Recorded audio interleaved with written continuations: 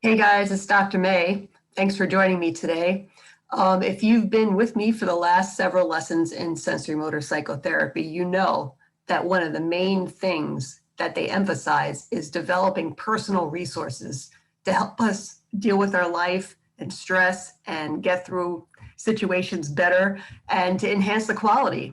So this lesson is the final lesson of the developing resources section, and it really kind of helps us to put it all together. Okay, so let me pull this up for us. Okay, here we go. So it's called developing missing resources. Okay, so it has to do with our growth. That's why I picked a person holding a little plant in his or her hand. Okay, so let's do a quick review just to make sure everyone's on the same page. So what are resources? Okay, so resources are defined as actions, strategies, capacities, aptitudes, interests, or skills that can help us in a variety of ways in our life, okay? It helps us to maintain our arousal in a window of tolerance, okay? So there was an earlier lesson about this, and basically it's like keeping our arousal in a comfortable level. So I'm not too revved up and anxious, and I'm not too slow down and depressed and sluggish and low energy, okay? I'm kind of in that comfortable zone. And when I use my resources, it helps to calm me down when I'm too high, and it helps to bring me up when I'm too low. So by doing certain things, it can help me maintain and expand my window of tolerance, all right? So resources related to that can keep us calm and centered and find relief in difficult times. So it helps us to cope with things and supports our well-being, all right?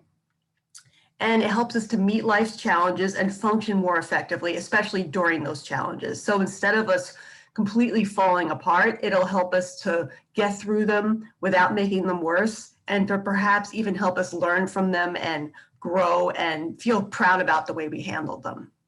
And resources can also give us energy to solve a problem or negotiate a resolution. So instead of just walking away from a problem or hiding from a problem or self-medicating when we have a problem, it'll help us actually work them through. So resources are really emphasized in a big way in sensorimotor psychotherapy, and for a very good reason, okay? And that's why we've had several lessons already that, focused on resource development, okay? So if you're just joining me for the first time today, I'd strongly suggest to go back in lessons 14 through 19, which are also videos that go over resource development in a lot of detail, okay? So what we did is we went over different categories of resources as listed below, and especially emphasized somatic resources, because this is sensorimotor psychotherapy, right? So there's a body emphasis, a somatic emphasis. So the main resources that we talked about are, I'm going to read them for us so we could be on the same page. Relational resources, so being able to use our interpersonal skills and relationships in a positive way to help us cope in our life.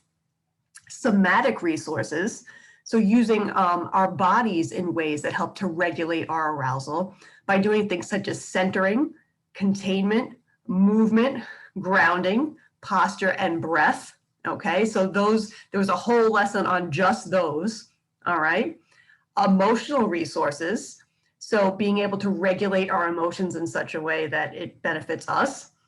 Intellectual resources, so using our knowledge and our ability to learn, our openness to learning.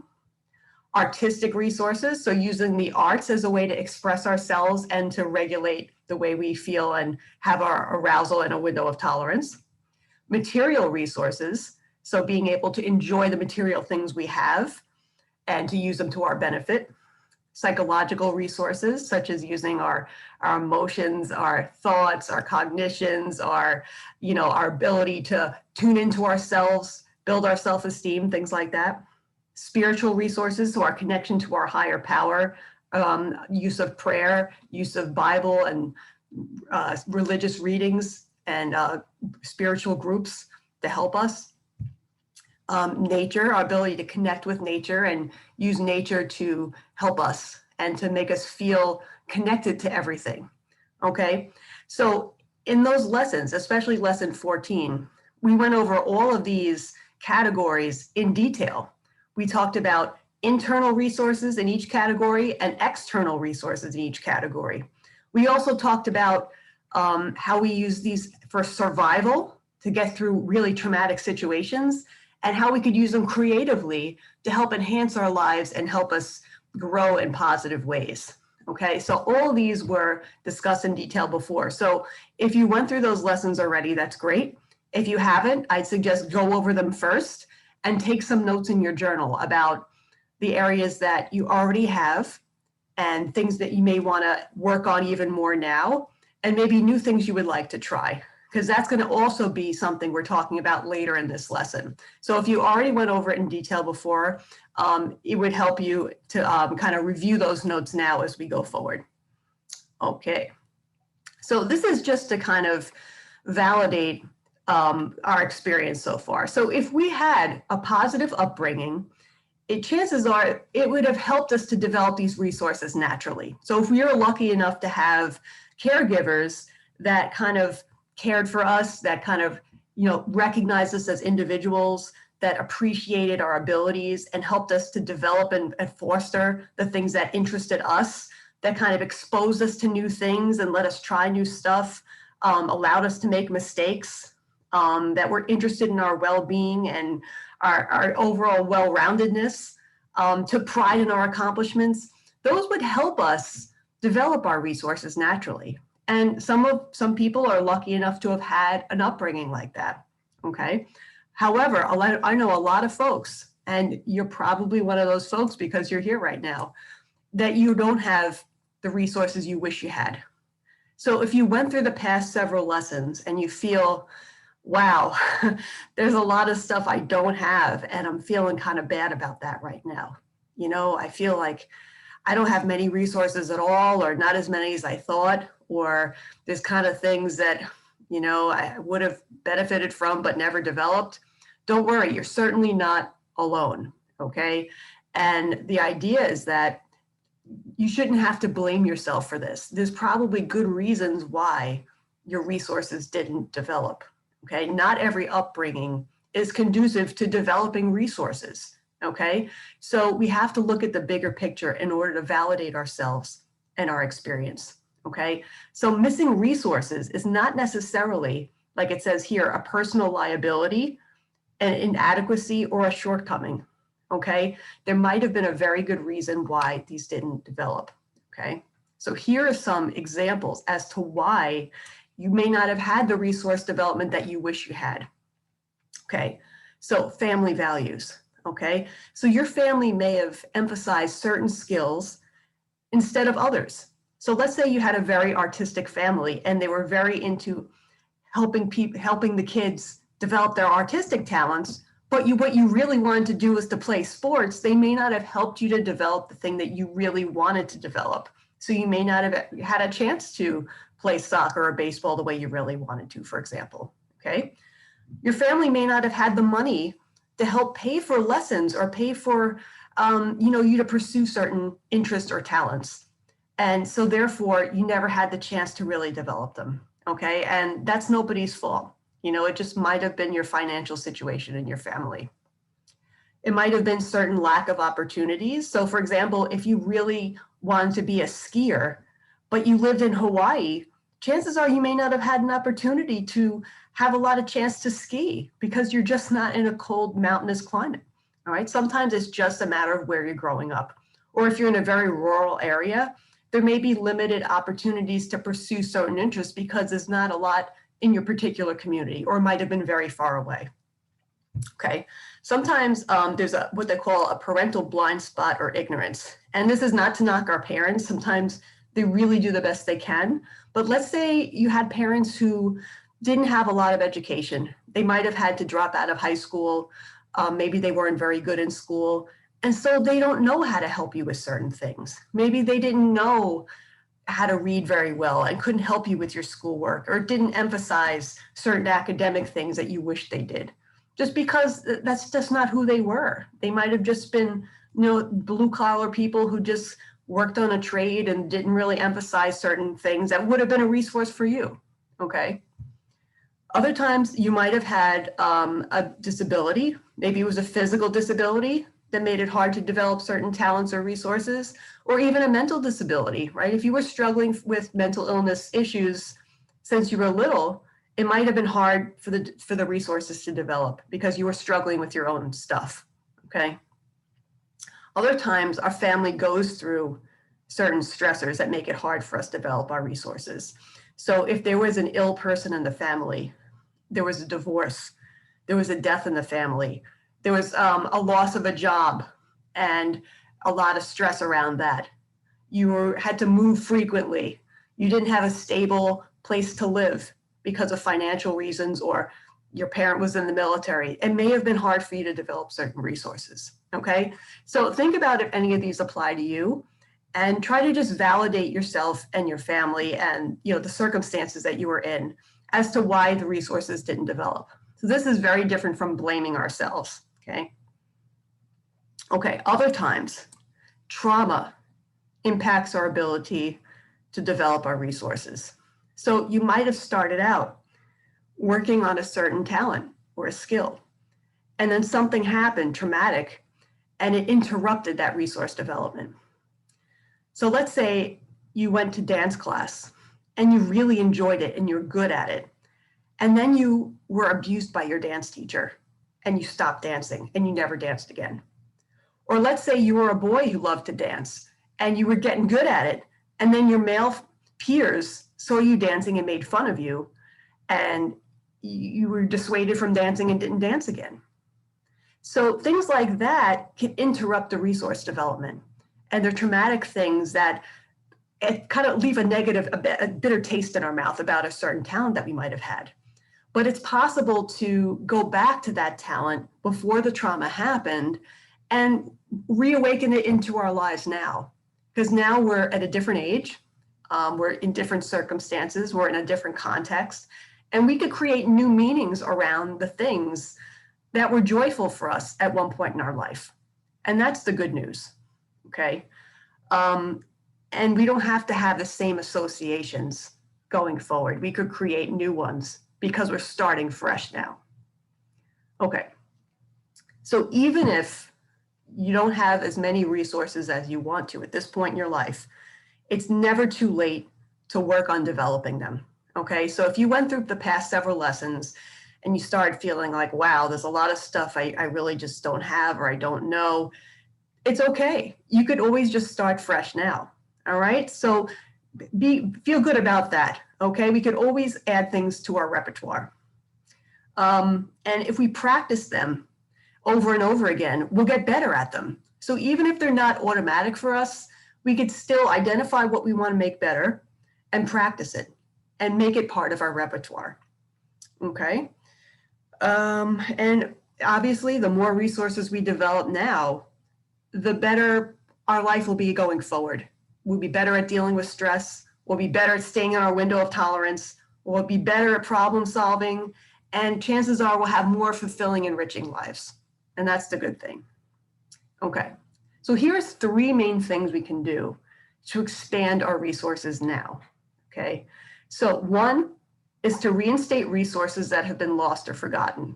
So that's like, if I was the dancer, but I never danced again because I had a traumatic experience after that, I could always go back to that again. I could reinstate that resource in my life now in a different context. I could also try brand new things I never did before. Maybe there's something I always wanted to try and never tried. That now's my opportunity, okay? Maybe I could find a way to make it happen. I could also identify some resources that are kind of like partially developed, or I'm not really good at them. And I could say, you know what? I think I want to make those better, and I could practice them now. I could always do more to make them a habit and get better at them at this time in my life. Okay, so I'm going to introduce you to some exercises, okay, that will help in us achieving those goals. All right, so here we go. Whoops. Okay, so the first one is called an interrupted resource. Okay, so that's like the dancing example I gave. So let's look at the picture here. So there's a bunch of kids playing and looking like they're having fun, and then a trauma happens and interrupts all that. Okay, so think about an earlier time in your life where you were kind of innocently working on developing a resource or some kind of activity or talent or aptitude that was feeling good, but then it was interrupted by something difficult or stressful or traumatic. Okay, so let's go to number 2. So try to think back to that time, think back to that resource, and really put yourself back there. Okay, and think about, as you're in that positive time, what happens to your body as you think about that? Okay, just putting yourself in that joyful moment when you were still dancing, when you were still doing that thing that you really loved. Ask yourself, do you feel lighter, more solid, or better in your body? Does your chin lift? Do your shoulders go back and relax? Do you feel more grounded? Is your posture more aligned? And what movements change, or what impulses do you have? Like, what movements do you want to make? Does your breathing change? Do you notice you take a deep breath?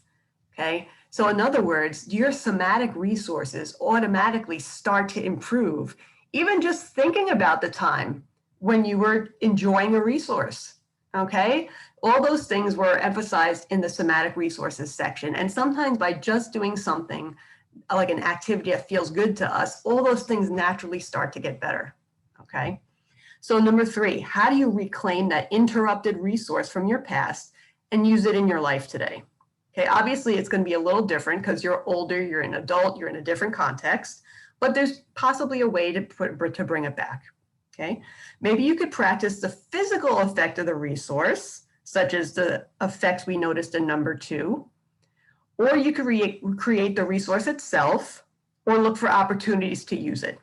Okay, so even if you can't do that same exact activity, there might be other ways that'll help you have the same physical positive effects.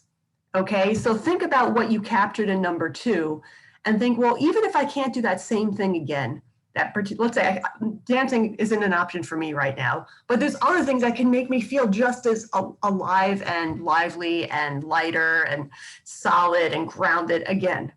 Okay, and what would that be? That might give me some hints about what I could pursue right now. Okay, this exercise is called existing and missing resources. So what's here and what is missing? Okay, so just for a moment, okay, don't pick the most upsetting thing that's going to dysregulate you, but think about a time that was traumatic or challenging in your life. Okay, it doesn't have to be in great detail, but just get a sense of it. So think about, at that time, what resources were you able to use?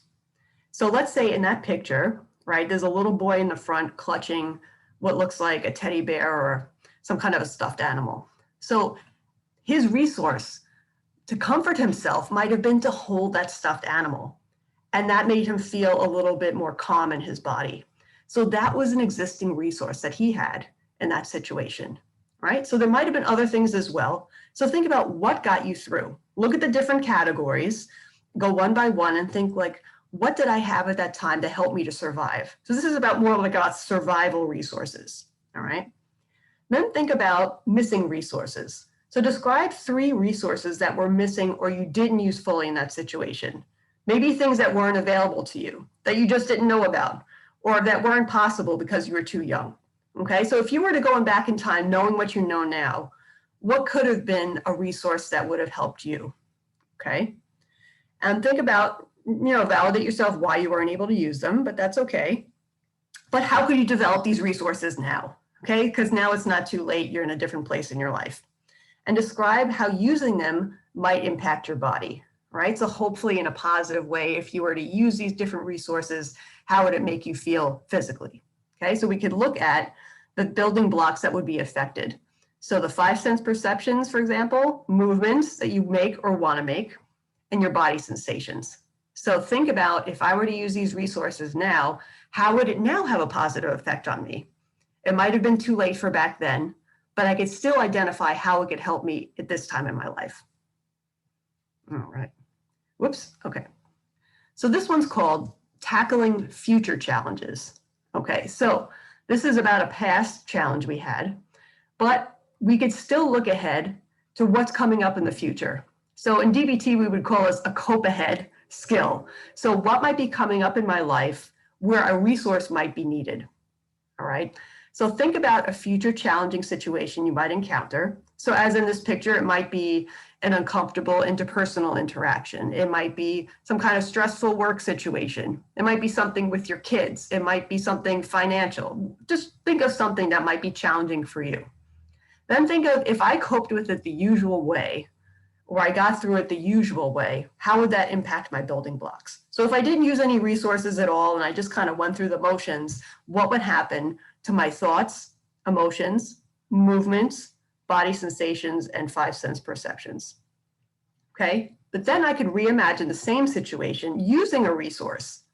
So if I were to use one of the resources in those categories to deal with that challenging situation, how could that help? How would that then affect my building blocks? Chances are it would affect them in a more positive manner, and it would help to keep me in my window of tolerance. All right, so identify what resources could I use to deal with the situation now. And then now that I identified what those resources are, chances are I could probably put them into action when the situation arises. Okay. So now we're going to talk about developing missing internal resources. So just a refresher, so internal resources are capacities developed over time that reside within us. Okay, so they're inside of us. That's why they're internal. So all of these categories have internal versions of something within ourselves in each category. Okay, in the original lesson, I went over a lot of examples of internal resources in each category, of each of these categories. So you can get examples from that lesson if you'd like, okay, or just imagine some of your own. Okay, so in each category, list an internal resource that's been missing for you, but that you want to develop. Okay, so let's say in relational, I really would like the capacity to be able to be better at listening and empathizing with other people. So that's a capacity within me that I would like to use in an interpersonal situation. So I would like to get better at that. So how could I develop a plan to get better at that particular resource? Okay, let's say intellectual resource. I would like to know more about history. Okay, so, and that would make me feel good. It would make me feel intelligent. It would make me feel like I have something to talk about with people. It would make me feel more connected to the world, and that's a positive thing for me. How would I then develop my interest in history? Okay, or my love of learning. I could put that into action to learn about X, Y, or Z. Okay, so what's my plan for how I could develop these resources instead of just keeping it in wish mode? How do I make it to like something doable? Okay. Okay, so now we're going to make it developing missing external resources. So in each of these categories, there's an external version. Okay, so let's define. External resources are resources that are outside of us, external to us, in our environment. Our ability to use external resources stems from our internal resources. Okay, so let's say in the nature category, my internal resource is my love of nature, my ability to enjoy being out in nature and appreciating it. So that's inside me. The external resource is some local parks and beaches. Okay, so that's something outside of me. And I could choose to use those external resources and find a way to make that happen. Okay, so, but my ability to appreciate it is on the inside, and it helps me to use the things that are on the outside. So in each category, list an external resource that's been missing for you and that you want to develop. So let's say there are parks not too far away from me, but I haven't been going to them. How could I get access to them? Maybe I have to buy a park pass. Maybe I have to get directions. Maybe I need to get a ride, right? I have to find a way to use these external resources. Maybe I have to make more time to go, okay? So describe a plan for how to practice and develop each of those missing resources. So we're identifying what's inside me that I want to develop, and now what's outside of me that's going to help me develop that inside stuff, okay? So that's all there is for this lesson, okay? So this is just kind of like putting it all together, all right? So for several lessons in a row, we worked on developing our personal resources. And now this one's just kind of like consolidating that information and really helping you put it into action a little bit more, as well as validating why things might have been missing in the first place. So keep this in mind, because in the next section, when it deals with, working through memory, bad memories, it's going to refer to your resources a lot. So they're still going to ask you to, draw upon your resources to cope with painful memories and to integrate your memories into your life now in ways that are less painful and that help you resolve things. So it's very important to keep working on the resources even as we move forward in the curriculum. Okay? All right, guys. Thanks for joining me, and I'll see you soon. Okay, take care.